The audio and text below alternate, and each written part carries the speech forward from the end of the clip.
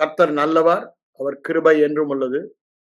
மற்றும் ஒரு எபேசியர் நிருபம் வேத பாட ஆராய்ச்சிக்கு ஆவலோடு இந்த மூன்றாம் வானத்தின் அனுபவத்தில் உலகத்தில் வாழ வேண்டும் என்ற சத்தியங்களை அறிந்து கொள்ள அவளோடு வந்திருக்கிற உங்கள் ஒவ்வொருவரையும் ஆண்டவராய் இயேசு கிறிஸ்துவின் நாமத்தினாலே அவர் உங்களுக்கு இந்த வார்த்தைகளை நீங்கள் கேட்கும் பொழுது பிரகாசமுள்ள மனக்கண்களை தந்து அதன் மூலமாக அது உங்கள் வாழ்க்கையின் அனுபவமாக நான் ஆண்டவரை வாழ்த்தி உங்கள் ஒவ்வொருவரையும் அந்த வாழ்த்துதலோடு நான் வரவேற்கிறேன். அவர் நமக்கு வைத்திருக்கிற காரியங்களை அது மனித எண்ணத்தில் தோன்றவே இல்லை என்று வேதம் சொல்லுகிறது. வெவ்வேறு விதத்துல சொல்றாரு. நீங்க ஏசாயா 64 பார்க்கும் பொழுது அவர் அங்க என்ன சொல்லுகிறாரு?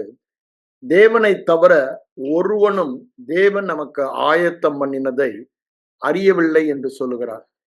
நாம் தேவனை தவிர ஒருவனும் அறியாத காரியங்களை நமக்கு அப்படின்னா என்ன?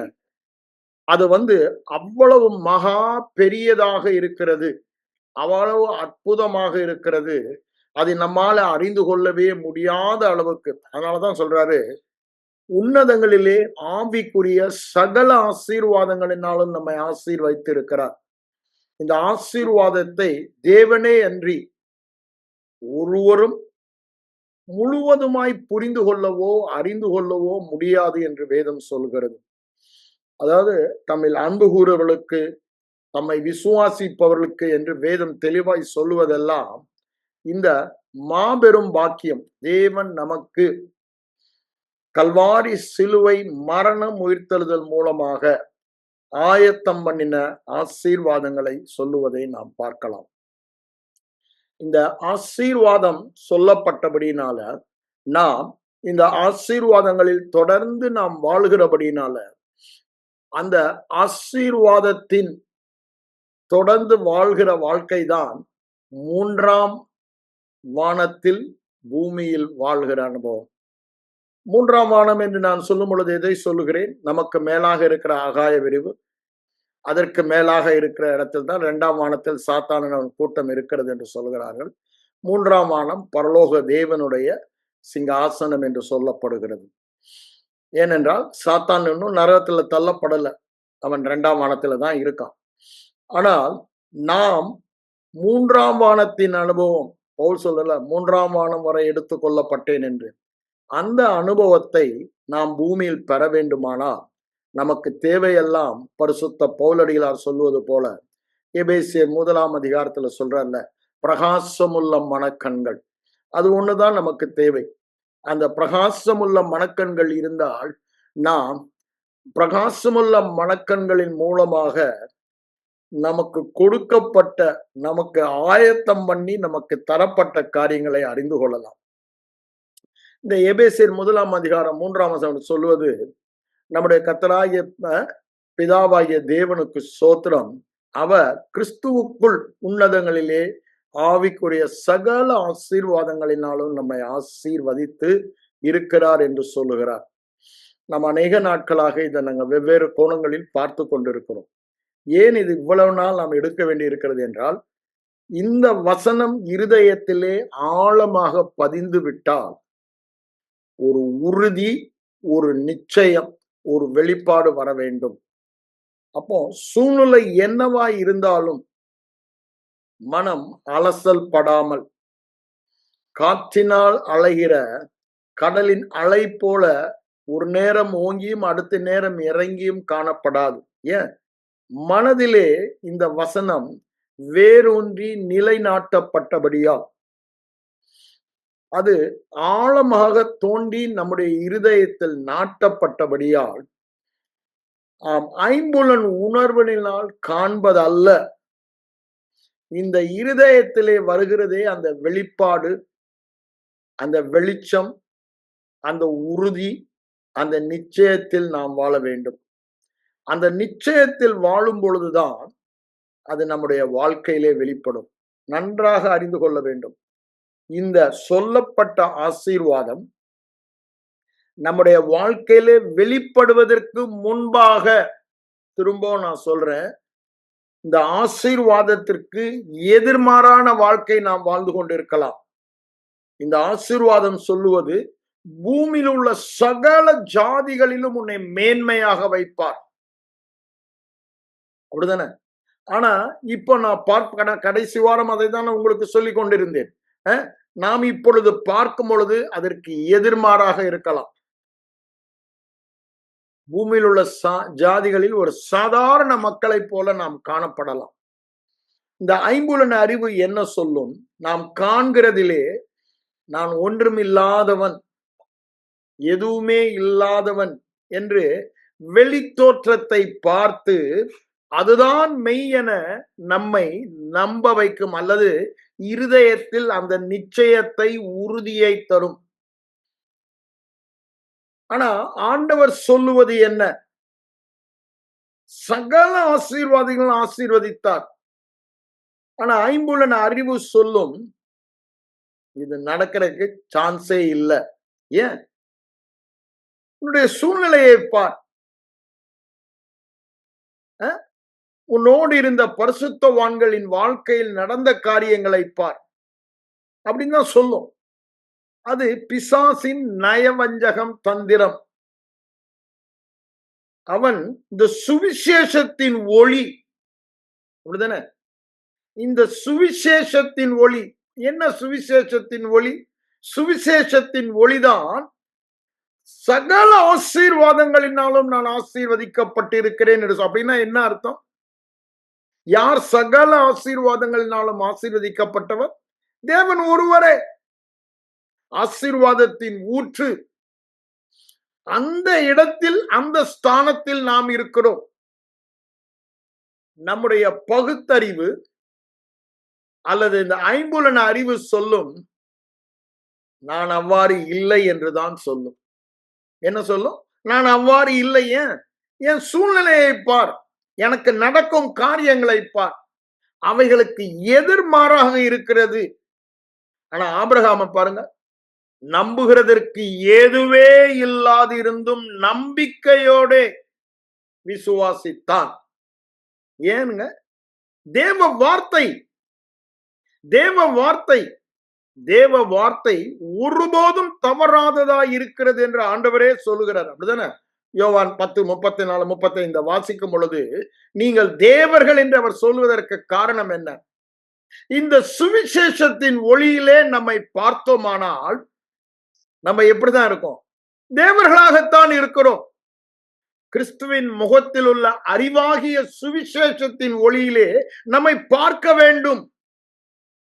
ஆனா சத்ரு அந்த பகுதியை காணாதபடி நம்முடைய கண்களை குருடாக்குகிறான் என்றுதான் சொல்லுகிறது. அதை எடுத்து வாசிங்க. 2 கொரிந்தியர் 4:4 அதை சொல்லுவதை நாம் பார்க்கலாம். அவர் அங்க பவுலடிகளார் சொல்லுவதை நாம் பார்க்கிறோம். தேவனுடைய சாயலாய் இருக்கிற கிறிஸ்துவின் மகிமையான சுவிசேஷத்தின் ஒளி, இந்த சுவிசேஷத்தின் வெளிச்சம், அதாவது தேவனுடைய வார்த்தை என் பாதைக்கு தீபமாயிருக்கிறது, தேவ வார்த்தை எனக்கு வெளிச்சமாயிருக்கிறது, என் கண்களை தெளிவிக்கிறது, பிரசித்தம் வெளிச்சம் தந்து பேதையை ஞானியாக்குகிறது அப்படின்லாம் வேதத்தில் நாம் வாசிக்கிறோம். It gives us understanding. ஆனால் அவ்வாறு நாம் அதை அறிந்து கொள்ளாதபடிக்கு பிசாசானவன் என்ன பண்றானா? தேவனுடைய சாயலாய் இருக்கிற இந்த கிறிஸ்துவின் சுவிசேஷத்தின் ஒளி பிரகாசியாதபடிக்கு தேவனானவன் மனதின் கண்களை அவர்களுக்கு ரட்சிக்கப்படாதபடிக்கு குருடாக்கினான் என்று சொல்லுகிறார். நான் இன்று சொல்வது அதை சொல்லவல்ல, ரட்சிக்கப்பட்ட ஜனங்களின் கண்களையே அவன் குருடாக்கி வைத்திருக்கிறான். என்ன? சாதாரண மனிதன், சாதாரணமானவன், ஆனால் சகல ஆசீர்வாதங்களினாலும் ஆசீர்வதிக்கப்பட்டவன் சாதாரணமானவனாய் இருக்க முடியுமா? அது ஒத்து போகவே இல்லையே. ஆண்டவர் சகல ஆசீர்வாதங்களினாலும் ஆசீர்வதித்திருக்கிறார்.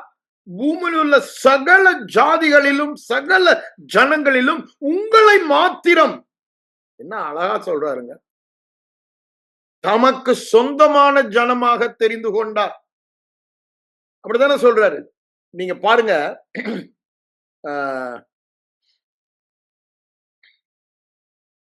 யாத்திராகமத்துல அவர் சொல்லுவதை நாம் பார்க்கலாம். அதுக்கு முன்னால நம்ம உபாகமத்துல பாத்துறோம். உபாகம் ரொம்ப கிளியரா அதை சொல்லும். உபாகமம் 7ஆம் அதிகாரத்துக்கு வாங்க. அவர் அங்க என்ன சொல்றார் பாருங்க. 7ஆம் வசனத்துல 6ஆம் வசனத்திலிருந்தே பார்ப்போம். உபாகமம் 7, 6ல இருந்தே பார்ப்போம். அவர் அங்கு சொல்லுகிறார், உன் தேவனாகிய கர்த்தருக்கு நீ பரிசுத்த ஜனம். பூச்சக்கரத்தில் உள்ள எல்லா ஜனங்களிலும். நல்லா யோசித்து பாருங்க. இது நிழலாட்டம். நீங்க நினைக்கலாம் இது இஸ்ரவேலரை பொறுத்து. கிறிஸ்துவுக்குள் இருக்கிற ஒவ்வொருவரை பற்றிய சத்தியம் இது. இது நிழலாட்டமாய் காண்பிக்கிறது என்றால், அதை விட நிஜமான நாம் எப்படி இருப்போம் என்பதை கொஞ்சம் இமேஜின் பண்ணி பாருங்க. பரிசுத்த ஜனம், பூச்சக்கரத்தில் உள்ள எல்லா ஜனங்களிலும் உன் தேவனாகிய கர்த்தர் உன்னை சொந்தமாய் இருக்கும்படி தெரிந்து கொண்டார். இதற்கு காரணம் உங்களுடைய காரியமே அல்ல என்று சொல்லிடுறார்.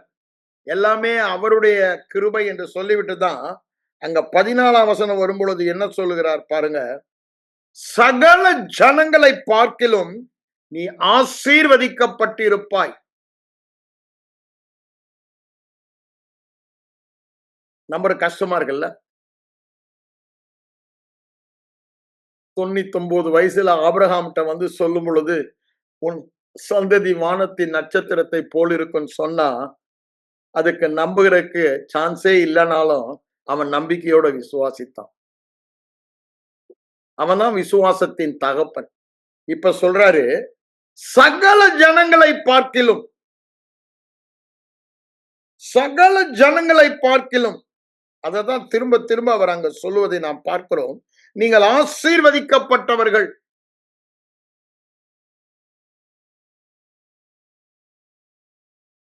கொஞ்சம் அதை ஆழமா யோசித்து பாருங்க. சாதாரணமா கேட்டு நம்ம அப்படியே ஓட வேண்டாம். ஆண்டவர் சொல்லுகிற வார்த்தை எவ்வளவேனும் பொய்யுரையாத வார்த்தை, சொன்னால் சொன்னபடி செய்கிற வார்த்தை, அதிக உறுதியான தீர்க்க தரிசன வார்த்தை, மகா மேன்மையும் அருமையுமான வார்த்தை. அந்த வார்த்தை தான் தேவனுடைய வல்லமை. அப்படித்தான் சொல்ற. வல்லமையுள்ள வார்த்தையினால் சகலவற்றையும் தாங்குகிறார். அந்த வார்த்தையின் மகத்துவத்தை அறிந்து கொள்ளுங்கள். நீங்க அப்போஸ்தலர் நடபடிய புத்தகத்துல பாத்தீங்கன்னா, அங்க வார்த்தையின் மகத்துவத்தை அவர் சொல்லுவதை பார்க்கிறோம். அங்க ஒரு பெரிய பிரச்சனை. சபையை ஆரம்பித்ததும் 6ஆம் அதிகாரத்துல எங்க கிரேக்க விதவைகள் சரியாய் விசாரிக்கலன்றாங்க. அப்போ அவங்க என்ன சொன்னாங்க? ஐயா, அதுக்கு நாங்க இல்ல, அதுக்கு மூப்பர்களை ஏற்படுத்திடுங்க. நாங்களோ வேத வசனத்தை தியானிப்பதிலும் ஜெபிப்பதிலும். ஏன் அதை சொன்ன பிறகு அங்க பாத்தீங்கன்னா 7ஆம் வசனம் வரும்போது என்ன சொல்றாரு? வேத வசனம் விருத்தி அடைந்தது, சீஷர்கள் தொகை பெருகிற்று. இப்போ அங்க பிரச்சனை. அந்த பிரச்சனையில இவங்க இறங்கி சால்வ் பண்ணாதான் சீஷர்கள் இருக்கவங்களே இருப்பாங்க. சபை விசுவாசிகள் அப்படி வச்சுக்கோமே. சீஷர் வேணாம், விசுவாஸ் இல்லைன்னா இந்த விசுவாசிகள ஒரு கூட்டம், கிரேக்க கூட்டம், நீங்க யூதர்களுக்கு ரொம்ப முக்கியத்துவம் உடைஞ்சு தனியா போயிருப்பாங்க. ஆனா அதுக்கு உடனே அப்போஸ்தலர்கள் அதற்கு உலக பிரகாரமான காரியங்களிலே அவர்கள் ஈடுபடவில்லை. அதற்கு எல்டர்ஸ் அப்பாயிண்ட் பண்ணிட்டாங்க தனியா. அந்த வேலை எங்களுக்கு கிடையாதுயா. உங்களை போஜனத்துல வந்து சாப்பிட்டீங்களா சாப்பிடலையான்னு உலக காரியங்களை விசாரிப்பதற்கு எங்களுடைய வேலை எல்லாம் என்ன? வேதத்தை ஆழமாய் தோண்டி பார்த்து வெளிப்பாடு பெற்று அதை போதிக்கணும்ங்கிற அதுல உறுதியா இருந்தாங்க. என்னாச்சு? வேத வசனம் பெருகிற்று, சீஷர்கள் தொகை பெருகிற்று. அப்படித்தானே? அந்த வசனத்தை எடுத்து வாசிங்க. திடீர்னு ஞாபகம் வந்தனால கரெக்டா உங்களுக்கு சொல்லல. நீங்க அதை எடுத்து வாசிங்க, நல்லா இருக்கும். அப்போஸ்தலர் 6ஆம் அதிகாரம் அந்த 7ஆம் வசனத்தை மட்டும் எடுத்து வாசிங்க. ஓகே, 6:7 அவர் சொல்வதை ஏன் சொல்ல வருகிறேன் இது என்றால், சபை பிரச்சனை எப்படி சால்வ் பண்ணணுன்றது அங்கு சொல்லியிருக்குன்னு சொல்வதற்காக வரல. அந்த வார்த்தையின் வல்லமையை நாம் அறிந்து கொள்ள வேண்டும். எல்லா ஆசீர்வாதத்தினாலும் என்னை ஆசீர்வதித்திருக்கிறார் என்று சொல்லுகிற வார்த்தையின் வல்லமையை நாம் அறிந்தோமானால், அந்த மகத்துவம், மகா மேன்மையான மகத்துவம் உள்ள வார்த்தை, அதிக உறுதியான தீர்க்க தரிசன வார்த்தை, அப்படிதானே? நேற்றும் இன்றும் மாறாத அழிவில்லாத வார்த்தை, அப்படிதானே? என்றென்றும் நிலைத்திருக்கிற வார்த்தை, ஒருபோதும் தவறாத வார்த்தை. அந்த வார்த்தையின் மகத்துவத்தை நாம் அறிந்து கொள்ள வேண்டும். அதான் இங்க என்ன சொல்றாரு பாருங்க, நாங்கள் தேவ வசனத்தை போதிக்கிறதில் தரித்திருப்போம். 4ஆம் வசனம் சொல்றாங்கல்ல, இங்க 7ஆம் வசனம் பாருங்க. அதனால என்ன நடந்து, தேவ வசனம் விருத்தி அடைந்தது. தேவ வசனம் விருத்தி அடைந்தால் சீஷருடைய தொகை பெருகும். வேத வசனம் எங்கு விருத்தி அடைந்தது? கேட்டவர்கள் சீஷருடைய இருதயத்திலே வேத வசனம் விருத்தி அடைந்தது. அப்ப how they solve that problem, அந்த ப்ராப்ளத்துக்கு பதிலாக ஆப்போசிட் நடக்குது. சபை குறுகி போவதற்கு பதிலாக பெருகுகிறது. பிரிவினை சிதறி போவதற்கு பதிலாக பெருகுகிறது என்று பார்க்கிறோம். அங்க என்ன சொல்றார் பாருங்க, விருத்தி அடைந்து சீஷருடைய தொகை மிகவும் பெருகிற்று. அப்ப பாருங்க, என்ன காரணம்? பெருகுவதற்கு என்ன காரணம்? வேத வசனம் விருத்தி அடைந்தால் சபை விருத்தி அடைவது நிச்சயம். என்ன வசனம்? எல்லாவற்றையும் எடுத்து மாரல் சயின்ஸ் போதிக்கிறாங்களே, அந்த போதனை அல்ல, சுவிசேஷம் ஒன்றுதான். இதை இன்னும் தெளிவாக பவுலடியாருடைய ஒவ்வொரு காரியங்களும் அவர் முழுவதுமாக, நான் ஏற்கனவே சொல்லியிருக்கேன், அவர் விக்கிரகங்கள் நிறைந்த எபேசு பட்டணத்திற்கு செல்லும் பொழுதும், அப்படிதானே, காம விகாரம் நிறைந்த கொரிந்து பட்டணத்திற்கு செல்லும் பொழுதும், கள்ள உபதேசம் நிறைந்த கொலேசே பட்டணம், எந்த பட்டணத்துக்கு சென்றாலும் அவர் எதையும் குறித்து கவலைப்படல. அதுல அவர் போக்கஸ் பண்ணவே இல்லை. ஆனா பிசாசு அங்கதான் இன்னைக்கு சபையை போக்கஸ் பண்ண வைக்கிறான். அவர் போக்கஸ் பண்ணதெல்லாம் சுவிசேஷம். இயேசு மரித்து உயிரோடு எழுந்தபடியால், அதான் நம்ம அங்கே முன்னாலையும் பார்க்கிறோம். உயிர்த்தெழுதலை குறித்து பலமாய் சாட்சி கொடுத்தார்கள். அவங்க எல்லாமே அந்த உயிர்த்தெழுதலில தான் முக்கியம். அதுதானங்க நம்மை கிறிஸ்துவோடு இணைத்த ஒரு மாபெரும் காரியம். அததான் அவங்க சொன்னாங்க. நீங்க அப்போஸ்தலர் 19க்கு வாருங்க. அங்க அவர் எபேசு சபைக்கு போவதை பார்க்கிறோம். அந்த 19ல் அவர் சொல்வதை பாருங்க. முதல்ல 12 பேர் தான் இருந்தாங்க. ஆனா தொடர்ந்து அவங்க என்ன பண்ணாங்களாம்?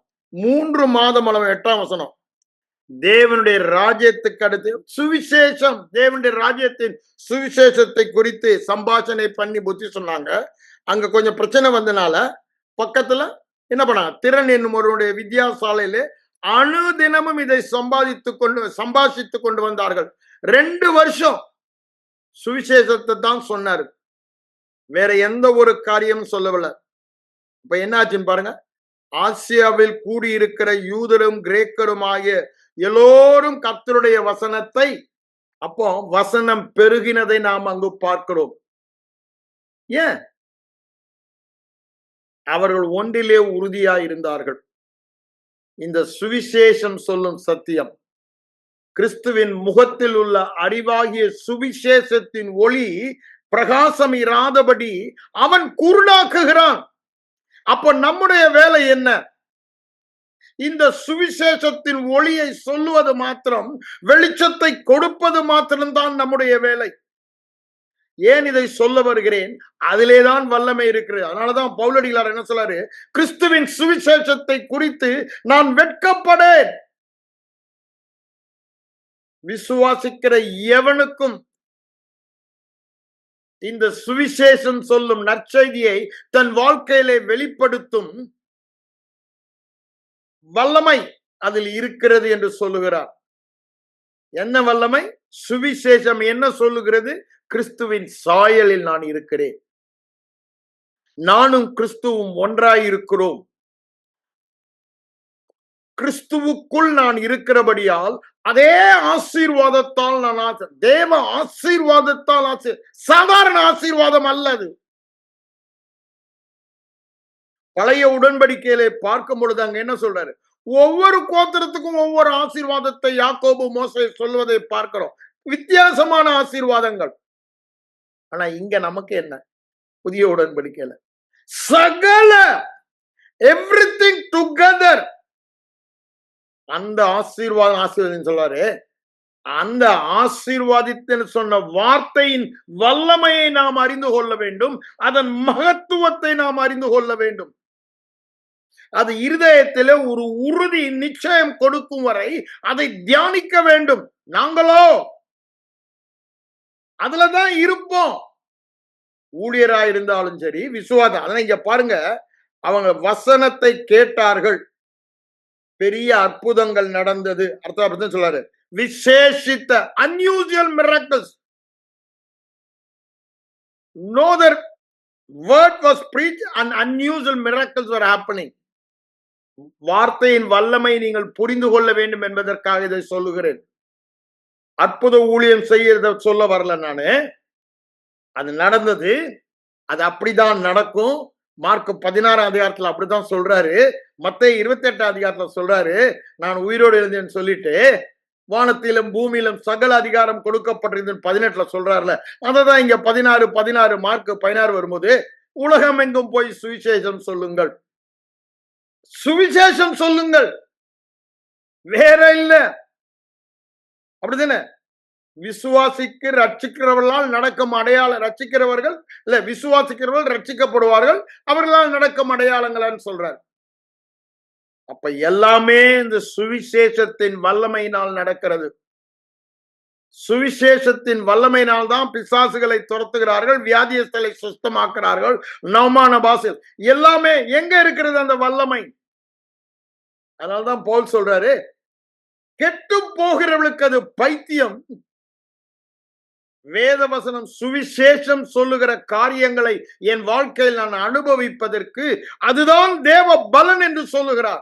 வார்த்தை தான் அந்த வல்லமை. அதனாலதான் எபிரேயர் 1:3 அவர் என்ன சொல்றாரு? வார்த்தையின் வல்லமையினால் சகலவற்றையும் தாங்குகிறார் என்று சொல்லவில்லை.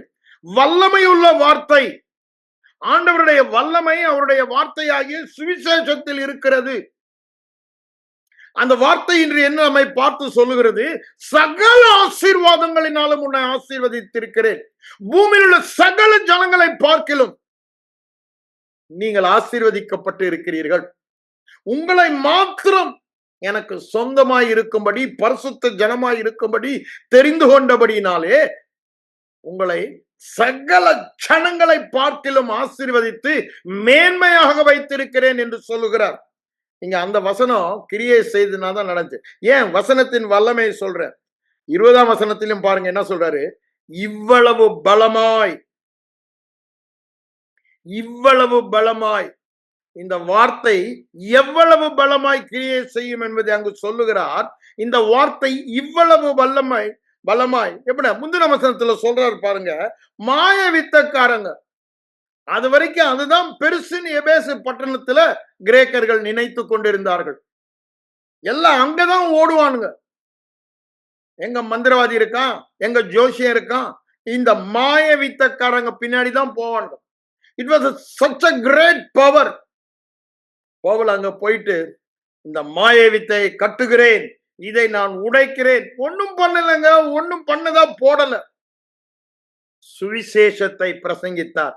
கிட்டத்தட்ட 2.5 வருஷம் அங்க சுவிசேஷத்தை பிரசங்கித்தார். அததான் இங்க சொல்றாரு, அந்த வசனம் அவர்களுக்குள் சென்றது. ஒரு நாளும் அது வெறுமையாய் திரும்பி வராது.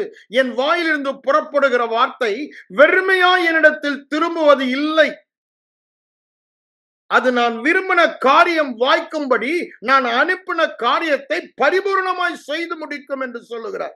இங்க அததான் சொல்றாரு, இவ்வளவு பலமாய். எவ்வளவு மாய வித்தையே ஒண்ணுமில்லாம ஆக்குற அளவுக்கு முழு எபேசுவிலே அன்யூஷுவல் மிராக்கிள்ஸ் நடக்கிற அளவுக்கு வசனம் பலமாய் விருத்தி அடைந்து மேற்கொண்டது. என்னாச்சா? பலமாய். விருத்தி அடைந்தது, மேற்கொண்டது. விருத்தி அடைந்தது, இன்க்ரீஸ், அண்ட் இட் ஓவர்கேம், ப்ரொவைட். அப்படிதானே? எந்த சூழ்நிலையும் மேற்கொள்ளும் வல்லமை சுவிசேஷம். எந்த சூழ்நிலையும் அப்படிதானே மேற்கொள்ளும் வல்லமை, அதை விட விருத்தி அடையும் வல்லமை தேவ வார்த்தையாகிய சுவிசேஷத்தில் இருக்கிறது. அந்த சுவிசேஷம் இன்று உங்களையும் என்னையும் பார்த்து சொல்லுவது, கிறிஸ்துவுக்குள் வாக்குத்தத்தங்கள் எல்லாம் ஆமென்றும் ஆமென். வேற காரணமே இல்ல. நீங்களும் நானும் ரொம்ப நல்லா ஜெபம் பண்றோம், அப்படித்தானே? நல்ல வேதம் படிக்கிறோம், நல்ல கிறிஸ்தவர்களாய் சாட்சியுள்ள காரணமே அது அல்ல. கிறிஸ்துவுக்குள் எப்படி கிறிஸ்துவுக்குள் வைக்கப்பட்டோம்? அவருடைய மரணத்தின் பரிகாரம். பாவத்தின் சம்பளம் மரணம். அதனாலதான் அவர் என்ன சொல்றாரு லேவியராம் 17:14, ரத்தம் பரிகாரமாக செலுத்தப்படுகிறது. இங்க உலகத்தின் பாவத்திற்கு தேவகுமாரனின் ரத்தம், அகில உலகத்தின் பாவங்களுக்கு தண்டனையாக, மரணமாக அவருடைய ரத்தம் மரணத்தை பிரதிபலிக்கிறது. அது செலுத்தப்பட்டபடியினாலே நம்ம என்னவாயிட்டோமா?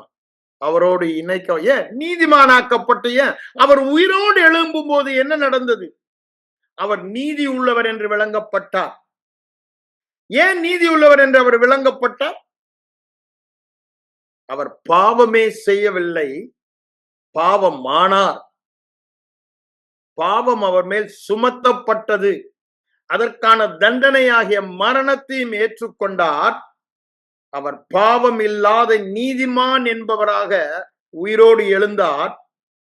அவர் எனது பிரதிநிதியாக, உங்களது பிரதிநிதியாக அதை செய்தபடியால் அந்த நீதி நமக்கும், விசுவாசிக்கிற நமக்கும் வந்தது என்று ரோமர் 4:24-25 வசனங்களில் அந்த சுவிசேஷத்தை குறித்து பவுலடிகளார் சொல்லுவதை நாம் பார்க்கிறோம். நான் ஏன் அதை சொல்றேன்?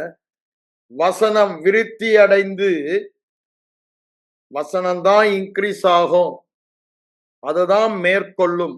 விருத்தி அடையும் வசனம் மேற்கொள்ளும் வசனம். விருத்தி அடையும் வசனம் மேற்கொள்ளும் வசனம். விருத்தி அடையும் சுவிசேஷம் மேற்கொள்ளும் சுவிசேஷம் சொல்லுகிறது, சகல ஆசீர்வாதங்களினாலும் நம்மை ஆசீர்வதித்து இருக்கிறார். சகல ஆசீர்வாதங்களினாலும் இந்த வசனம் சொல்லுகிறது, சகல ஆசீர்வாதம். இந்த வசனம் எப்பேற்பட்டது? மேற்கொள்ளுகிறது. ஆசீர்வாதத்திற்கு விரோதமான தரித்திரம், சாபம், வியாதி, குறைவு, மலடு, விருத்தி இல்லாமை எது இருந்தாலும் சரி, அதை மேற்கொள்ளும் வல்லமை வேற எங்குமே இல்லை, சுவிசேஷத்துல தான் இருக்கு. வேற எங்கும் இல்லாத வல்லமை இந்த சுவிசேஷ வார்த்தையிலே இருக்கிறது. அதனாலதான் வேத வசனம் திரும்ப திரும்ப நமக்கு சொல்லுவதெல்லாம், இந்த வார்த்தையை கேட்க நீ கவனமாய் இருக்க வேண்டும். அங்க ஆண்டவரோடு ரொம்ப க்ளோஸா இல்ல யோகாபு, யோவான், பேதுரு மறுரூபம் மலையில போறாங்க. மோசே, எலியா, அப்படிதானே? ஆகமங்களும் சரி, தீர்க்க தரிசனம் வந்துருச்சு. அங்க பேதுரு சொல்றாரு, இங்க கூடாரம் போற்றுவோன்னு. அப்ப என்ன வந்தது? hear him, என்னுடைய நேசகுமாரன் இவரை. we have to hear him only. ஏன்? அவரை பார்ப்பது, அவரை கேட்பதுதான், அதுதான் சுவிசேஷம். அவர் என்ன செய்தார்? அவர் செய்தபடியினால், என்னை கிறிஸ்துவுக்குள் வைத்தபடியினால் நான் என்னமாக இருக்கிறேன். ஐம்புலன் அறிவினால் நம்மை பார்க்க சொல்லவில்லை. ஆவியானவருடைய வெளிப்பாட்டு அறிவினால் இருதயத்தில் இருந்து, ஆவியில் இருந்து பார்க்க சொல்லுகிறார், பேச சொல்லுகிறார், நினைக்க சொல்லுகிறார், அவ்வாறு வாழ சொல்லுகிறார். ஏன்? அவர்தான விருப்பத்தையும் செய்கையும் உண்டு பண்ணுபவர். இந்த வார்த்தை தான் அந்த விருப்பத்தை உண்டு பண்ணுகிறது. என்ன விருப்பத்தை உண்டு பண்ணுகிறது? எபேசியர் 1:3 என்ன விருப்பத்தை நமக்கு ஒண்ணு போடுது? சகல ஆசீர்வாதங்களினாலும் நான் ஆசீர்வதிக்கப்பட்டவன். பூமியில் உள்ள சகல ஜனங்களை பார்க்கிலும் நான் மேன்மையானவன், ஆசீர்வதிக்கப்பட்டவன். இந்த வார்த்தையை கேட்டால்தான் இந்த விருப்பமே முதலில் வரவும். இந்த விருப்பம் இல்ல, அப்புறம் எங்க செய்கைக்கு போறது? அப்ப இன்னைக்கு பிரச்சனையெல்லாம் என்னங்க? இந்த வார்த்தையின் மகத்துவம், சுவிசேஷ வார்த்தையின் மகத்துவத்தை ஜனங்கள் அறியவில்லை. அது விருத்தி அடைய செய்யும் வார்த்தை, அது மேற்கொள்ளும் வார்த்தை. எப்பேற்பட்ட சவால்களாய் இருந்தாலும் அவைகளை மேற்கொள்ளும் இந்த சுவிசேஷ வார்த்தை பவுலடிகளார் தன்னுடைய வாழ்க்கையில் அதை நிரூபித்து காண்பிக்கிறார். ஒரு பட்டணம் அல்ல, எல்லா பட்டணத்திலும், ஆசியாவிலும் ஐரோப்பாவிலுமாக முழுவதுமாக அவர் நிரூபித்து காண்பிக்கிறார். வார்த்தையின் வல்லமையை அறிந்து கொண்டவன். அப்படிதானே தானியேல் சொல்லுகிறார், தங்கள் தேவனை அறிந்தவர்கள் யாரு? தேவ வார்த்தையின் மூலமாக தான் தேவனை அறிய முடியும். தேவனை அறிந்தவர்கள் அதற்கேற்றபடி திடன் கொண்டு அரும் பெரும் காரியங்களை செய்வார்கள். They will do great exploits. ஏங்க, இந்த வார்த்தை இருதயத்தில் இருந்தால், இந்த வார்த்தையின் மகத்துவத்தை அறிந்தவர்கள் தான் இருதயத்துல வைக்க முடியும். எல்லாரும் இருதயத்துல வைக்க முடியாது. எல்லாரும் மூளை அறிவுல மனப்பாடம் பண்ணிக்கலாம். அதில் பிரியமாயிருக்கிறவன், விருப்பமாயிருக்கிறவன், ஆசையாயிருக்கிறவன், ஏன் இத மகத்துவத்தை அறிந்தவனுக்கு தான் இது மேற்கொள்ளும் வார்த்தை, இது விருத்தி அடையும் வார்த்தை, இது மகா மேன்மையான வார்த்தை, இது அதிக உறுதியானது, ஒருபோதும் தவறாது. அந்த வெளிப்பாடு உள்ளவன் தான். அந்த வெளிப்பாடு இல்லாதவனை பிசாசு என்ன பண்ணுவானா, இத மாதிரி சத்தியத்தை கேட்கும் பொழுது பரவசம் அடைவார்கள். ஆனா அந்த வார்த்தையின் மகத்துவத்தை அறியாதபடினால அடுத்த நிமிஷமே, இந்த 1 hour மீட்டிங் முடிஞ்சதுமே வந்து உடனே தூக்கிட்டு போயிடுவான். அப்படித்தானே சொல்லுது. உடனே வந்து மார்க் 4ஆம் அதிகாரத்தை எடுத்து படிச்சு பாருங்க. அங்க என்ன சொல்றாரு? உடனே வருவான். அவர்கள் வழி அருகே விதைக்க. ஏன்? அவனுக்கு நல்லா தெரிகிறது. அவனுக்கு என்ன தெரிகிறது? எல்லாமே இந்த வார்த்தையில் தான் இருக்கிறது, சுவிசேஷ வார்த்தையில் தான் இருக்கிறது என்று தெரியும். நீங்க ஜெபம் பண்றத பத்தி அவன் கவலைப்பட மாட்டான். அப்படிதானே? நீங்க ஆலயத்துக்கு போறத, ஆராதிக்கிறத, குதிக்கிறத, எதை பத்தி அவன் கவலைப்பட மாட்டான். அவனுக்கு கவலையெல்லாம் என்ன? அவன் கவலையெல்லாம் என்ன? இந்த வார்த்தை உங்க இருதயத்துல இருக்கக்கூடாது. நீ என்னமும் பண்ணிக்க. ஏன்? அவனுக்கு அந்த வார்த்தையின் மகத்துவம் தெரிகிறது. இது உள்ள போயிடுச்சு, அங்க தங்கிடுச்சு, இவன் நம்மள ஒரு வழி பண்ணிடுவான் அவனுக்கு தெரிகிறது.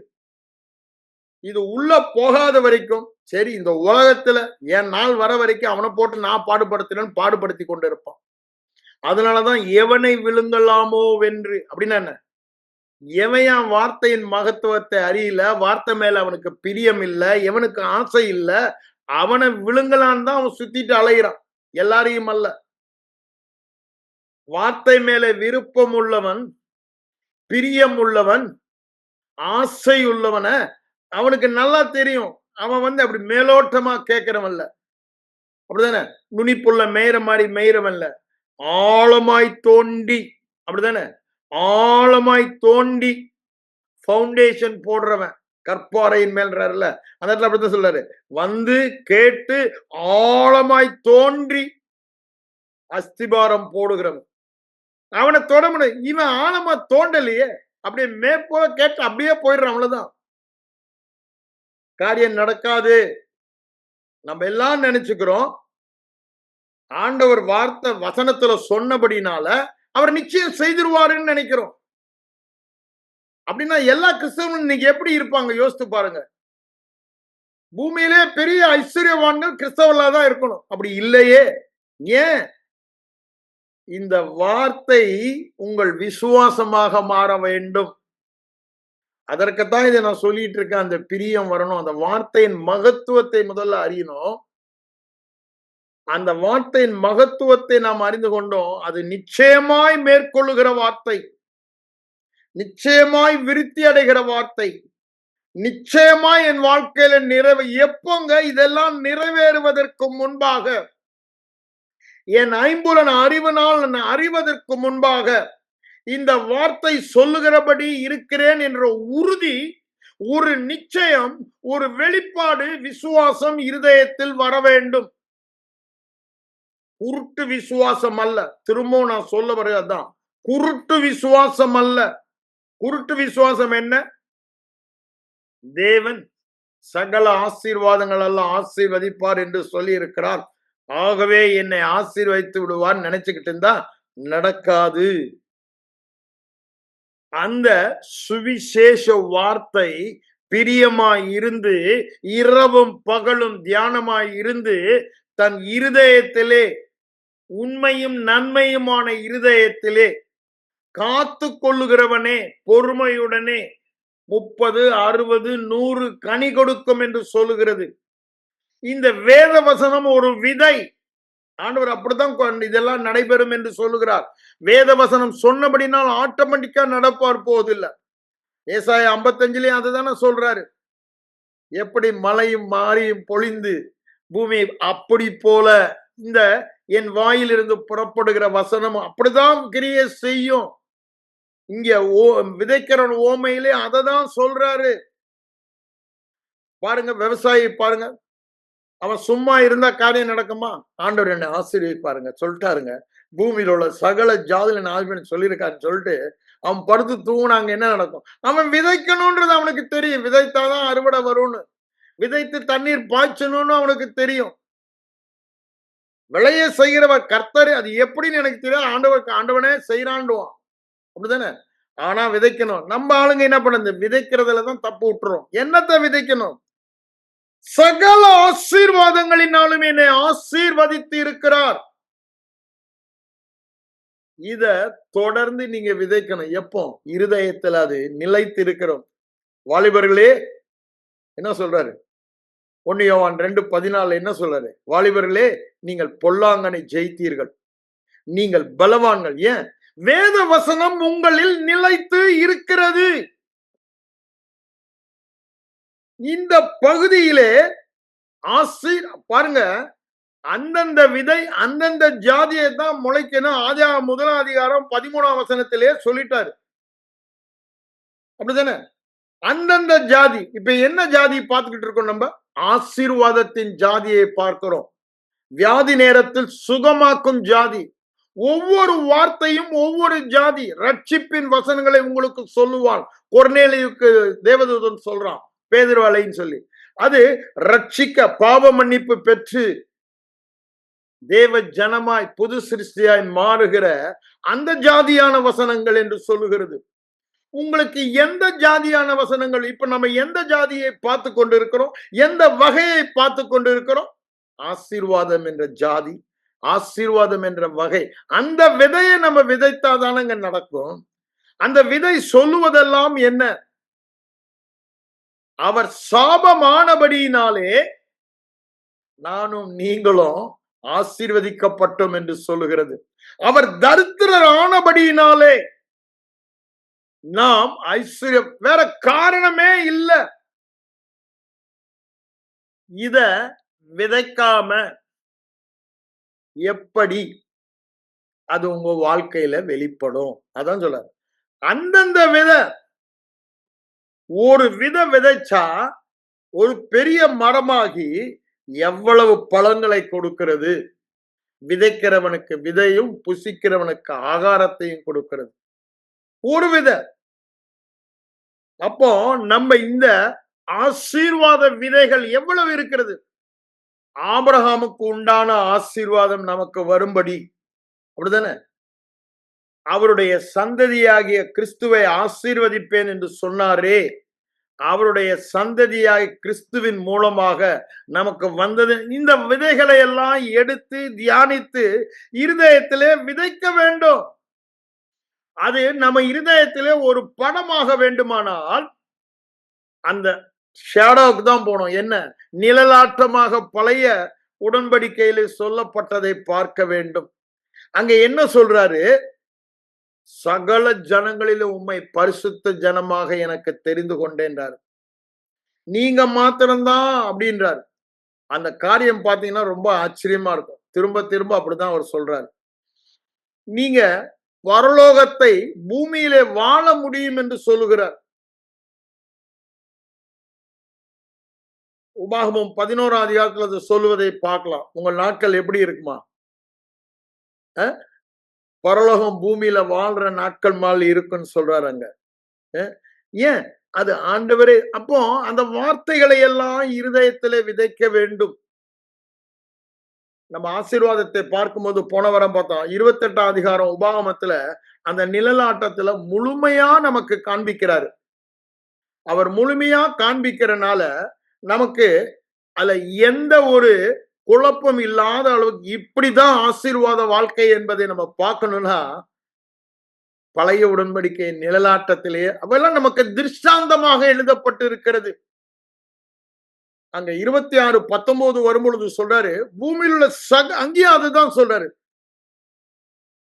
புகழ்ச்சியும் கீர்த்தியும் மகிமையிலும் உங்களை சிறந்திருக்க பண்ணுவேன்றாரு. அதாங்க ஆசீர்வாதம். அதுதாங்க ஆசீர்வாதம். பூமியில் உள்ள சகல மனிதர்களை விட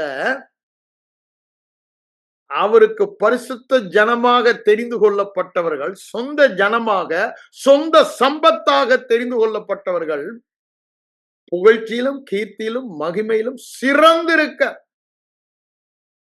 ஸ்பெஷல் அப்படிதானே சிறந்திருக்க பண்ணுவேன் என்றார். You will XL in every area. அதுதாங்க ஆசீர்வாதம். Not one area, you will XL in every area. அது படிப்பா இருக்கலாம், உங்க வியாபாரமா இருக்கலாம், உங்க தொழிலா இருக்கலாம், உங்க சுகமா இருக்கலாம், குடும்ப வாழ்க்கையா இருக்கலாம், சபை கட்டி சபை ஊழியமா எதுவா இருந்தாலும் யூ வில் பி எக்ஸல். அப்படிதானே? நீ சிறந்து இருப்பாய். The spirit of excellency is inside you. ஏன்? அந்த ஆசீர்வாதம் நம்மள. காரணம் வேற ஒண்ணுமே இல்லை. அவர் செய்த ஒரே பலி. அவர் செய்த ஒரே பலி. நாம் செய்வதெல்லாம் இந்த விதை என்ற வசனத்தை எடுத்து இருதயத்தில் விதைப்பது மாத்திரம்தான் நம்முடைய வேலை. ஆனா நம்ம அநேக நேரங்களில இத ரொம்ப லைட்டா எடுத்துக்கிறோம். அதுதான் அங்க பிரச்சனையே. இத முழுமையா இதுடைய அருமையை தெரிந்து கொண்டோம்னா வேற எப்படியா இருதயத்துக்குள்ள திணிக்கணும். அதுக்கு ஒரே வழி என் வாய் தான். அது என் வாயை விட்டு பிரியாது இருந்தால் அது இருதயத்துல உறுதியாய் தங்கி இருக்கும். அது என் வாயை விட்டு பிரிஞ்சுனா இருதயத்துல தங்கி இருக்க முடியாது. அப்போ இந்த ஆசீர்வாதத்தை குறித்து சொல்லுகிற விதையாகிய வசனத்தை எடுத்து விதைத்து கொண்டே இருக்க வேண்டும். அதுதான் வேத வசனம் சொல்லுவதெல்லாம். அதை கண்டுபிடிக்கிறவர்களுக்கு அது ஆசீர்வாதமா இருக்கும். அது இருதயத்துல காத்து கொள்ளுகிறவர்களுக்கு அது ஆசீர்வாதமா இருக்கும். வாழ்க்கை அப்படிதான். ஏன்? இது ஆண்டவருடைய மாறாத பிரமாணம். எதை நீங்க விதைக்கிறீங்களோ அது உங்க வாழ்க்கையில வெளிப்படும். இந்த வார்த்தை சொல்லுகிறது, இந்த விதை சொல்லுகிறது, இந்த விதையுடைய சக்தி என்ன, இந்த விதையுடைய வல்லமை என்ன? பூமியில் உள்ள சகல ஜானங்களிலும் நான் ஆசீர்வாதமாய் இருப்பது, சகல ஆசீர்வாதங்களால் ஆசீர்வதிக்கப்பட்டிருப்பது, சகல ஜாதிகளை விட நான் மேன்மையாக இருப்பது, அவரோடு எல்லாவற்றுக்கும் மேலாக நான் இருப்பது. அந்த அதிகாரம் என்ற ஆசீர்வாதத்தை பார்த்தா அதுக்கு நேரம் போயிடும். நான் இங்க என்ன சொல்றேன், அந்த அதிகாரங்களை எல்லாம் நாம் உபயோகப்படுத்துவோம். ஆனா எப்போ? இந்த ஆசீர்வாதத்தை அறியும் பொழுதுதான். இயேசுவானவர் பூமியில வாழ்ந்த பொழுது என்ன ஆசீர்வாதத்தில் வாழ்ந்தாரோ அதான பரிபூர்ண மனுஷன். அவர் தேவனை பிரதிபலிக்க வந்தான்றது எல்லாருமே ஒத்துக்கும். ஆனா அது மாத்திரமா வந்தாரு? என்னையும் உங்களையும் மனுஷனாய் யாருன்றதை காண்பிக்கிறதுக்கு தான் வந்தாரு. மனுஷகுமாரனாக ஒரு மனுஷன் இப்படிதான் வாழ வேண்டும், இப்படிதான் ஆதாமை தேவன் சிருஷ்டித்தார். அவன் தேவ வார்த்தையை விட்டுவிட்டு பிசாசின் வார்த்தையை எடுத்துக்கொண்டபடியினாலே அந்த சாயலை இழந்தான். அந்த இழந்த சாயலை, ஆசீர்வாதத்தின் சாயலை திரும்பவும் நமக்கு பெரிய, ஏன்னா முதல் அதிகாரத்திலே அவனை ஆசீர்வதித்தார் என்பதை நாம் பார்க்கிறோம். அதை அவன் இழந்தான். அந்த இழந்த சாயலை திரும்ப பெறுவதற்குத்தான் மனுஷனாக வந்து நமக்கு திரும்ப பெற்றுக் கொடுத்தார். பெற்றுக் கொடுத்தது மாத்திரமல்ல, மனுஷனுடைய சாயல் என்ன, அது தேவனுடைய சாயல் என்பதை வெளிப்படுத்தினார். ஆசீர்வாதத்தின் சாயல். அவருடைய வாழ்க்கை சரித்திரத்தை சுவிசேஷத்தில் பார்க்கும் பொழுதெல்லாம் அந்த ஆசீர்வாதத்தின் சாயல் எப்படி இருக்குன்னு பார்க்கலாம். அப்படிதானே? 5 அப்பம் 2 மீன், 5000 புருஷர், அது ஆசீர்வாதத்தின் சாயல். அப்படிதானே? லாசருவை உயிரோடு ஆசீர்வாதத்தின் சாயல். கடலின் மேல் நடந்து சென்றது ஆசீர்வாதத்தின் சாயல். அந்த சாயலில் நாம் இருக்கிறோன்றாரு. அதுதானே சொல்றாரு. ரோமர் 8ஆம் அதிகாரம் 29, 30 வசனங்களை என்ன சொல்றாரு? எவர்களை முன்னறிந்தாரோ, எதற்கு முன்னறிந்தாரா? தம்முடைய குமாரனுடைய ஆசீர்வாதத்தின் சாயலில் இருப்பதற்கு. நம்முடைய சாயல் என்ன என்பது இது வெளித்தோற்றம் சாயல். அதனால்தான் போல் சொல்றார், ஒருவனையும் நான் வெளித்தோற்றத்தின்படி அறியேன். காணப்படுகிற வெளித்தோற்றத்தின் குறைவான சாயலை அல்ல, காணப்படாத சுவிசேஷம் சொல்லுகிற ஆசீர்வாத கிறிஸ்துவின் சாயலை பார்த்து பார்த்து பார்த்து அந்த சாயலாகவே மறுரூபமாகிறோம் என்று சொல்லுகிறார். அதி சீக்கிரத்தில் இந்த காணப்படுகிற ஆசீர்வாதம் இல்லாத சாயல் எல்லாம் நீங்கி போகும் என்று சொல்லுகிறார். நாங்கள் ஐம்புலன் அறிவினால் வாழ்பவர்கள் அல்ல, மனிதர்களைப் போல கண்களால் காண்பது மெய் என்று வாழ்பவர்கள் அல்ல. இந்த வேத வசனம் என்ன சொல்லுகிறதோ அதுதான் சத்தியம், அதுதான் எங்கள் வாழ்க்கையின் ஆதாரம் என்று வேத வசனத்தின்படி விசுவாசித்து வாழ்பவர்கள் என்று அவர் சொல்லுகிறார். அப்ப நம்முடைய சாயல் என்னங்க? தேவ குமாரனின் சாயல். இந்த சாயலை நாம் அடைவதற்குத்தான் அவர் சிலுவைக்கு சென்றார். ஆசீர்வாதத்தின் சாயலை நம்முடைய உள்ளான மனிதன் எப்படி இருக்கிறான்? கிறிஸ்துவாக இருக்கிறான், கிறிஸ்துவின் சாயலிலே இருக்கிறான், கிறிஸ்துவின் ஆசீர்வாதத்தின் சாயலிலே இருக்கிறான். அப்ப எப்படிங்க இருக்கும் அது? கிறிஸ்துவை எல்லாவற்றுக்கும் மேலாக உயர்த்தி, அப்படிதானே? நம்மையும் அப்படிதாங்க பண்ணார் வேதவசனம் சொல்லுது. நம்ம மேன்மையாக தான் இருப்போம், புகழ்ச்சியாக தான் இருப்போம், கீர்த்தியாக தான் இருப்போம், எல்லாவற்றிலும் சிறந்துதான் இருப்போம் வேதவசனம் சொல்லுது. ஆனா இந்த மூளை அறிவு, பகுத்தறிவு அதை ஏற்றுக்கொள்ள மாட்டேன் என்கிறது. ஆனா எங்களுடைய அது என்ன, பிசாசு அதனாலே தான் வரான். எங்களுடைய போராயுதங்கள் தேவனுடைய வார்த்தை, அரண்களை நிர்மூலமாக்குகிற இது சுவிசேஷம். வார்த்தை என்பது சுவிசேஷம். அரண்களை நிர்மூலமாக்குகிற போராயுதம் சுவிசேஷ வார்த்தை. இந்த சுவிசேஷ வார்த்தை சொல்லுவதை தான் இரவும் பகலும் நாம் தியானமாயிருக்க வேண்டும், இருதயத்திலே வைக்க வேண்டும். நான் சாதாரணமானவன் அல்ல, சகல ஜனங்களிலும் நான் ஆசீர்வதிக்கப்பட்டேன். பூச்சக்கரத்தில் உள்ள சகல ஜனங்களை பார்க்கிலும் உங்களை மாத்திரம் எனக்கு புகழ்ச்சியும் கீர்த்தியுமாக தெரிந்து கொண்டேன் என்று சொல்றார். என்னுடைய சொந்த சம்பத்து நீங்க தான்றாரு, என்னுடைய சுதந்திரம் நீங்க தான்றாரு. என்னுடைய சுதந்திரம் நீங்க இருக்கனால அதை நீங்க அறியணும், அதுக்குதான் பிரகாசமுள்ள மனக்கண்கள் வேண்டும் என்று சொல்லுகிறார். இந்த சுவிசேஷத்தின் சாயல், சுவிசேஷம் தான் என் சாயலை காண்பிக்கிறது. அப்ப என் வேலையெல்லாம் இந்த சுவிசேஷத்தை கேட்பது, பார்ப்பது, பேசுவது மாத்திரம்தான் இந்த சுவிசேஷத்தின் சாயலாய் இருக்கிறது. நன்றாக புரிந்து கொள்ள வேண்டும். அதனாலதான் அங்க என்ன சொல்றாரு? பூமியில் உள்ள சகல ஜனங்களிலும் உங்களை ஆசீர்வாதமாய் சொல்லிட்டுதான் வியாதியை விளக்குவேன், மலடை இருப்பதில் எல்லா காரியங்களையும் செய்ய. That's a difference. ஒரு வித்தியாசத்தை காண்பிக்கிறார். ஆசீர்வதிக்கப்பட்டவர்கள் எப்படி இருப்பாங்க? யோசேப்பு வாழ்க்கையை பார்க்கிறோம், தாவீது வாழ்க்கையை பார்க்கிறோம்.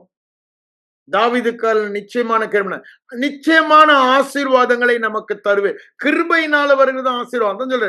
தாவீதுக்கு நிச்சயமான கிருபைகளை அருளுவேன்.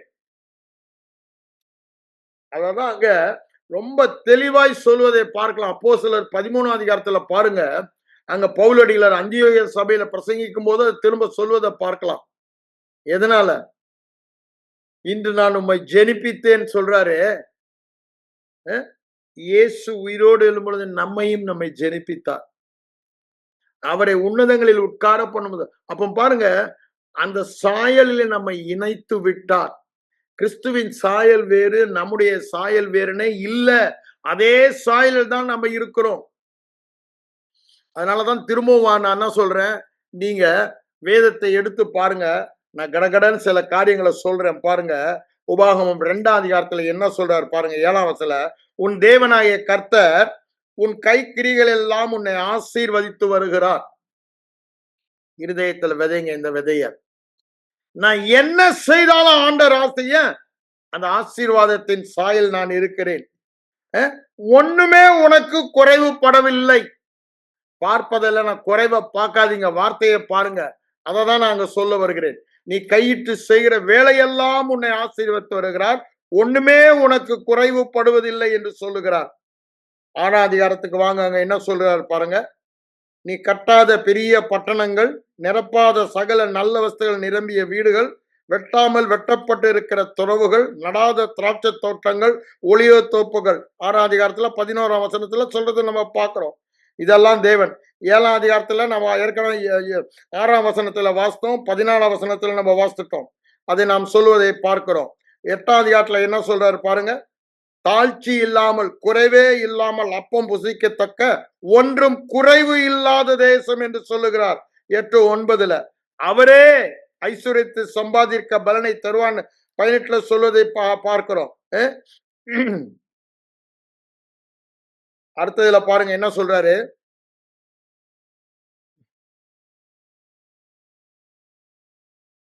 10:15 என்ன சொல்றாரு பாருங்க. அவர் உண்மையில் அன்பு கூறும் பொருட்டு பிரியம் வைத்து உங்களுக்கு இந்நாள் இருக்கிறபடி சகல ஜாதிகளுக்குள்ளும் உங்களை மாத்திரம் தமக்கென்று தெரிந்து கொண்டார் என்று சொல்லுகிறார். அவ்வளவு விசேஷமானவள் என்று சொல்லுகிறார். நான் 11 சொன்னல, பூமியின் மேல் வானம் இருக்கும் நாட்களை போல உங்கள் நாட்கள் அநேகமாயிருக்கும் என்று சொல்லுகிறார். அதை சொல்லிட்டு தான் பாருங்க 23 இருந்து உங்களுக்கு வாசிக்கிறேன். எல்லா உங்களுக்கு விரோதமாய் எழும்புகிற சத்துருக்கள் ஜாதிகளை துரத்துவீர்கள். அவங்க பலத்த ஜாதியா இருக்கலாம், ஆனா நீங்க துரத்துவீர்கள். கர்த்தர் உங்களுக்கு முன்பாக சென்று அதை துரத்துகிறார்.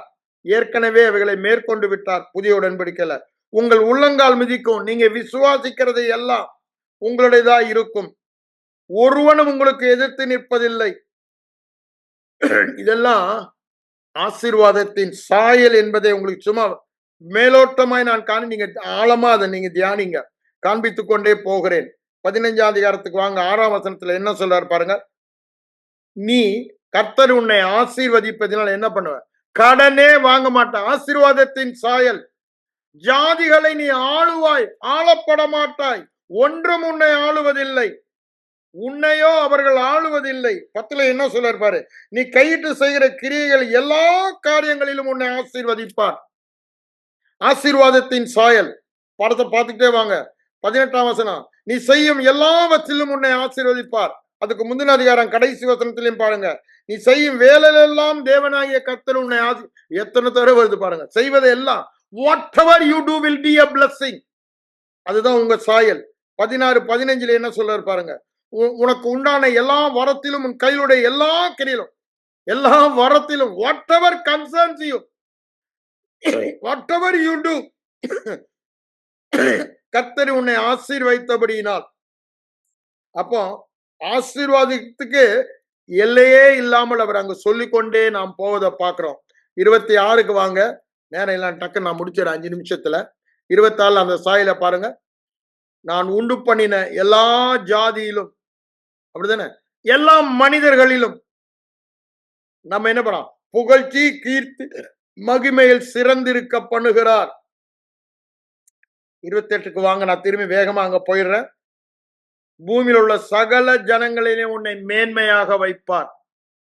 சகல ஜனங்களிலும் மேன்மை தான், கீழே இல்ல. எல்லா ஆசீர்வாதங்களும் இங்கே வாசிக்க போய் எல்லாம் என் மேல் வந்து பலிக்கும்.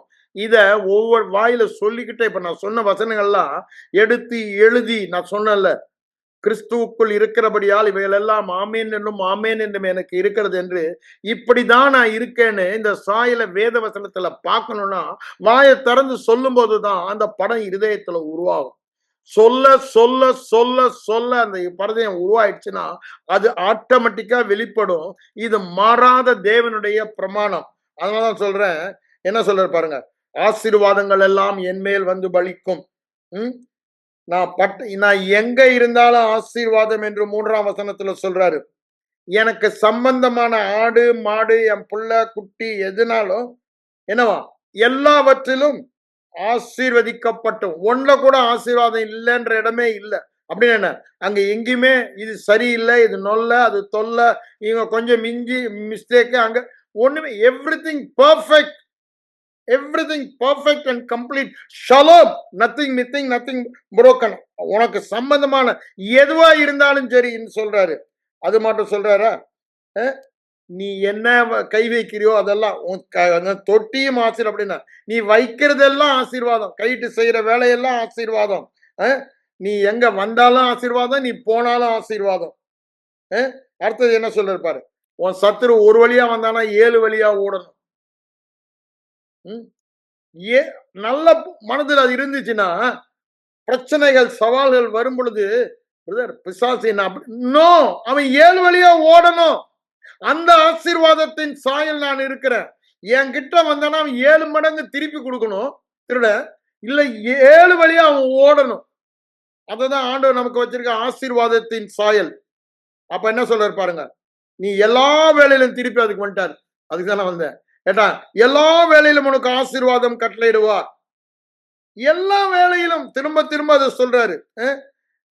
உன்னை பரிசுத்த ஜனமாக நிலைப்படுத்துவார். 9ல சத்துருக்கள் எல்லாம், எல்லா சத்துருன்னு என்ன, பிசாசு, வியாதியா இருக்கலாம், தரித்திரமா இருக்கலாம், குறைவா இருக்கலாம், விருத்தி இல்லாம இருக்கலாம், எல்லாம் ஒன்ன கண்டு பயப்படும். நீ அதை கண்டு பயப்படுறது இல்ல. அதுக்கப்புறம் என்ன சொல்ற பாருங்க, சகல பரிபூரண நன்மை உனக்கு கட்டளையிடுவார். எல்லாவற்றிலும் பரிபூரணம் தான், ஏராளம் தாராளம் நிரம்பி வழிகிறது எல்லா பகுதியிலும். அடுத்தது என்ன சொல்றாரு பாருங்க, நீ கையிட்டு செய்கிற வேலை, திரும்ப இங்கே 2 இடத்துல வந்துட்டாரு. கை திரும்ப திரும்ப திரும்ப சொல்லுவது ஆண்டவர் தான். அது ஆசீர்வாதத்தின் சாயம். நீங்க எது செய்தாலும் ஆசீர்வாதமா தான் இருக்க முடியும், வேறு விதமா இருக்க முடியாது. அவன் செய்ததெல்லாம் வாய்க்கும். இரவும் பகலும் பிரியமாய் இருக்கிற மனுஷன் பாக்கியவான். அவன் தன் காலத்தில் தன் கனியை தந்து இளையராக்க மரத்தை போல் இருப்பான். அவன் செய்வதெல்லாம் வாய்க்கும். யோசேப்பு செய்ததெல்லாம் வாய்த்தது. அவன் காரிய சித்தி உள்ளவனாய் இருந்தான். ஈசாக்கு நாளுக்கு நாள் விருத்தி அடைந்து மிக பெரியவனானான். யாக்கோபை பத்தி அப்படி சொல்லுது, அப்படிதானே? யோசேப்பை பத்தி, தாவீதை பத்தி, யோசபாத்தை பத்தி எல்லாம் பாருங்க. நாளுக்கு நாள் அவர்கள் எவர் இன்க்ரீசிங் க்ளோரி தான். அவங்களுடைய மகிமை குறைவதே இல்லை. பாருங்க, பரிபூரண நன்மை கட்டளையிடுவார். ஏற்ற காலத்தில் என்ன பண்ணுவாராம், ஆசீர்வாத மழை உன் மேல் பெய்ய பண்ணுவார். திருப்பி நீ கடன் வாங்குவதில்லை, கடன் கொடுக்க, நீ ஆளப்படுவதில்லை, நீ ஆளுகை செய்வார், நீ கீழாகாமல் மேலா. இதெல்லாம் நம்முடைய ஆசீர்வாதத்தின் சாயலை காண்பிக்கிறது. நிறைய இருக்குது, நீங்க எடுத்து வேதத்துல தியானிக்கணும். அதை இருதயத்துல ஒரு படம், அந்த சாயலில் நான் இருக்கிறேன் என்ற உறுதி, ஒரு நிச்சயம், ஒரு வெளிப்பாடு. அப்படிதானே? இருளான ஸ்தலங்களிலே வெளிச்சம் உதிக்கும் வரை, அப்படித்தானே சொல்றாரு. 2 பேதுரு 1:19 சொல்லும்போது அப்படிதான் சொல்றாரு. அதிக உறுதியான தீர்க்கதரிசன வசனங்கள் உண்டு. நம்முடைய இருளான சூழ்நிலை, இந்த ஆசீர்வாதத்துக்கு எதிராக சவால்களா இருக்கிற இடங்களில இதை திரும்ப திரும்ப அதையே நீங்க பார்த்து கொண்டிருந்தீங்கன்னா, அந்த உள்ளான படம் வந்துருச்சுன்னா, அதுதான் வேதவசனம் இதயத்திலே தரித்து இருக்கிறது, ஆவியிலே தரித்து, ஆவியினாலே நாம் நடத்தப்படுவோம் போது அத வாழ்க்கையை நம்ம வாழ்வோம் என்று சொல்லுகிறார். அந்த வாழ்க்கையை வாழதான் தேவன் நம்மை அழைத்திருக்கிறார். ஆசீர்வாதத்தின் சாயல். ஏதோ என்ன ஆசீர்வாதத்தினால் வாசித்து போயிடுறதுல பிரயோஜனமே இல்லை. அந்த வசனம் நம்மளை வேரூன்றி, அப்படிதானே, அது ஆழமாக நம்மளை வேரூன்றி கனி கொடுக்கிற வரைக்கும், அப்படிதானே, அது முளை கிளம்பி கனி கொடுக்கிற வரைக்கும் அதுல தியானிப்பதுல அந்த படத்தை உருவாக்க, அதற்கு விரோதமாய் எந்த படத்தையும் நான் ஏற்றுக்க. இது தேவன் சொல்லும் சத்தியம். தேவன் ஒருவரே சத்தியபரன். வேற எந்த காரணத்தையும் நான் ஏற்றுக்கொள்ளவே மாட்டேன். பாவம் ஒரு காரணமே அல்ல, அப்படிதானே? மற்றபடி வேற எந்த என்னுடைய தகுதியை, எல்லா தகுதியும் அவரே சொல்லிட்டாரு. ஏன் தகுதி எல்லாம் அவரே தகுதி. 2 கொரிந்தியர் 3:5-6 4:5 அதை சொல்லுவதை பார்க்கிறோம். அப்போ அவரே எல்லாவுமானார், அவரே என் ஆசீர்வாதமானார். அப்போ அவர்தான் தகுதிப்படுத்தினார். அவர் ஆசீர்வாதம் தான் ஏன் ஆசீர்வாதம். அந்த ஆசீர்வாத சாயல வேதத்துல பார்த்து பார்த்து அந்த சாயல மாறுவதுதான். அதான் சொல்றேன், அந்த விதையின ஓமையின அருமையை நம்ம புரிந்து கொள்ளணும். வேத வசனம் விதையாக நாம் பார்க்க வேண்டும். அதை விதைத்தா நிச்சயமா அந்த ஜாதி வெளிப்படும். ஆசீர்வாதத்தை விதைச்சா ஆசீர்வாத வார்த்தை, ஆசீர்வாத சாயல் வெளிப்படும். இதுதான் நம்முடைய வேலை. கண்களை மூடி செபிப்போம். எங்கள் அன்பின் பரலோக பிதாவே, இந்த இரவு வேலைக்காக உமக்கு நன்றி சொல்லுகிறேன் ஆண்டவரே. ஆண்டவரே, நாங்க அநேக நாட்களாக இந்த 3ஆம் வசனத்திலேயே இருக்கோம் ஆண்டவரே. ஆண்டவரே, எங்களுடைய வாழ்க்கையின் நோக்கம் எல்லாம் உம்முடைய வசனத்தை படித்து எங்க சாயலை மறந்தவர்களாக நாங்கள் இல்லாதபடிக்கு, அந்த சாயலில் நிலைத்திருக்கிறவனே அந்த சாயலில் வாழ்வான் என்று யாக்கோபு சொல்லுவது போல, நாங்க இந்த சாயலை தொடர்ந்து உற்று நோக்கி பார்த்து அதில் நிலைத்திருந்து அந்த சாயலாக மறுரூபம் ஆகுகிற அனுபவத்தை பெற வேண்டும் என்ற வாஞ்சையினால இந்த வசனத்தையே நாங்க பார்த்து கொண்டு இருக்கோம் ஆண்டவரே. எங்கள் சாயல் உலான சாயல் கிறிஸ்துவின் ஆசீர்வாத சாயல். அந்த சாயலை வேதத்தில் முழுவதுமாக பார்த்து பார்த்து கிறிஸ்துவை சுவிசேஷத்தில் பார்க்கும் பொழுதெல்லாம் அந்த சாயலில் நான் இருக்கிறேன் என்ற சாயலை நாங்களும் பார்க்க எங்களுக்கு உதவி செய்யுங்க ஆண்டவரே. அந்த பிரகாசமுள்ள மனக்கண்களை எங்களுக்கு தர நான் செபிக்கிறேன். தொடர்ந்து ஆவியானவருடைய ஆளுகைக்கு எங்களை அர்ப்பணிக்கிறோம். இயேசுவின் மூலம் ஜெபம் கேளும் எங்கள் நல்ல பிதாவே. ஆமென்.